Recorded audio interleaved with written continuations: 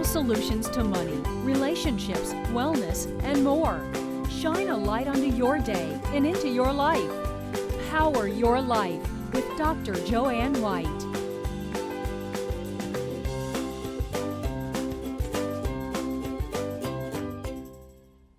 Welcome to Power Your Life. I'm Joanne White, your host, and my first guest is helping others feel empowered and achieve by showing them how to reach deep within themselves to be the best that they can be.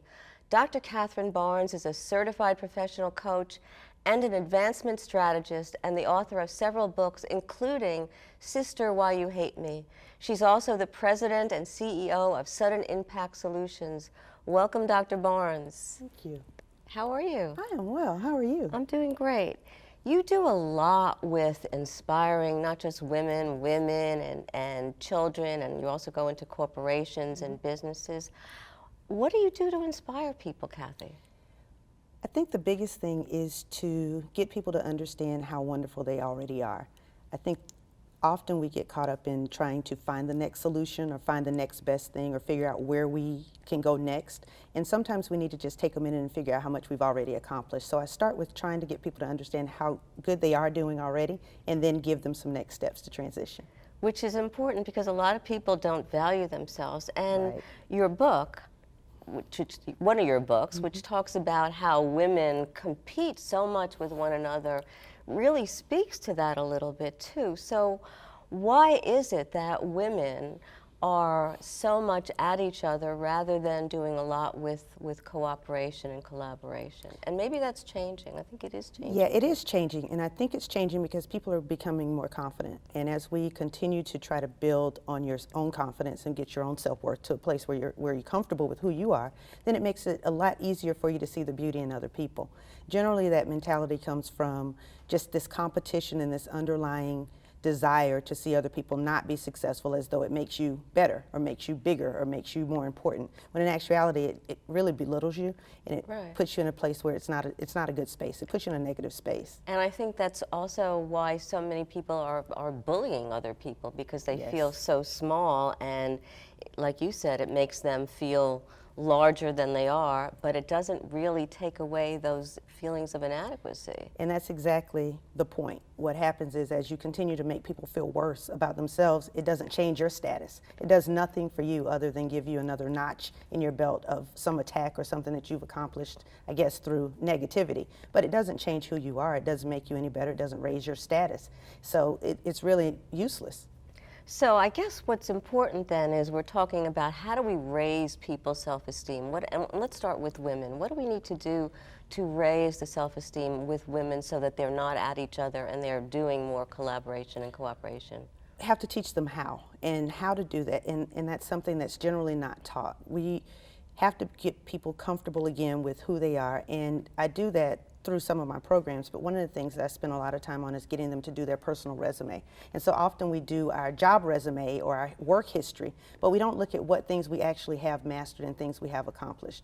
And once we put that down on paper and start to get in touch with those things, then you realize there are things in you that are beautiful, and you have to be able to find that comfort place, find that place where you've done something wonderful or successful, and start from there and look at trying to figure out what you're good at and mastering that and understanding that in your space, it's okay to be a hero in your space. So do that and find places where you're comfortable and grow from there. I like that, doing a personal resume, Kathy, because oftentimes, like you said, people will do that professionally, but they're not looking at the little things. It doesn't have to be something grandiose, the little things that they're doing. And you told me a story when we were on the phone last week about someone that you work with in business who did just that. So explain that a little bit. Well, we did her personal resume, and she was in a place where she felt like she was being just very negative. She didn't feel like she'd accomplished anything. So what we did is we quickly went through, and I had her to list the things that she'd accomplished. And she's like, well, I haven't accomplished anything. I said, okay, so let's start with life.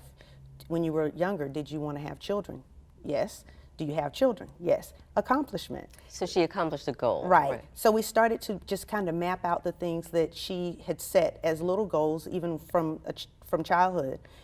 getting a degree, graduating from college, and she wasn't counting those things in her value. She wasn't adding that to her personal worth. And because she wasn't adding that, then it didn't matter. She just felt like she had never accomplished anything. And we had to walk her through the steps so she understood that all of those things count, and that's what makes you who you are, and it's important. And so once you did that, she was able to see her value. Absolutely. Which is important because, like you said, we don't really take a look at the steps that we've accomplished because, oh, we've done it and it's not a big deal. But in other people's eyes, it is a big deal, and it has to be a big deal within ourselves. Absolutely. How do you do that with young girls? You work a lot with young girls and also in businesses as well as with women. Yes, having been in education for a very long time, well over 25 years, working with students and working with teachers and working with in corporate, it really is a matter of just kind of getting people to understand where they are and where they're coming from. And when I'm working with youth, what's important is to help them to be able to realize that they can have things bigger than what their little circle is. And I often catch people who are so comfortable that whatever they see in their circle, that's as far as they feel they can go. So we have to increase exposure. And once we start exposing them to things outside of their walls, then they realize that there's some other opportunities. We have to do job shadowing, get them a mentor that's going to be a sincere mentor that's consistent, give them information about other opportunities that are available to them, expose them to college, do college tours. If they're not college and if they don't want to go to college, give them other things that they can possibly do so that they can be successful. So you're building their self-esteem all the time. I like the idea of mentoring because I think that's so essential. Mm-hmm. You're building their self-esteem and you're helping them feel good and you're showing them all these incredible opportunities. And that's the key. I think our younger people are generally limited because it's a lack of exposure.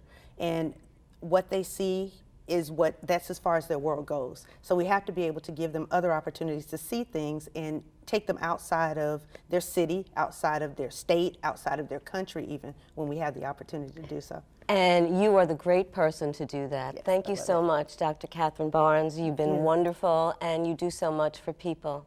It's been a pleasure. Thank you. Thank you.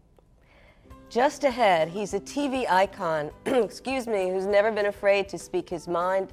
Up next, the legendary talk show host Dick Cavett joins us to talk about his long-running and sometimes very controversial career and his newest book. Stay with us. We'll be right back. So.